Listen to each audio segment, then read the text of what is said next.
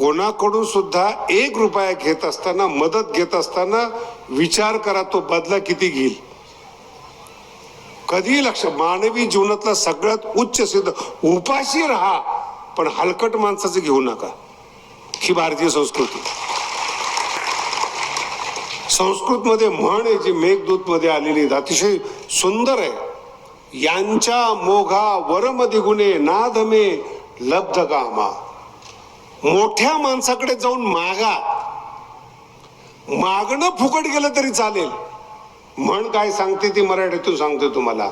यांच्या मागा तुम्ही, मोघा फुकट गेली तरी चालेल, पण वरम अधिगुणे, जे श्रेष्ठ गुणाने युक्त आहे त्यांच्याकडे मागणी फुकट गेली नाही म्हणलं तरी चालेल.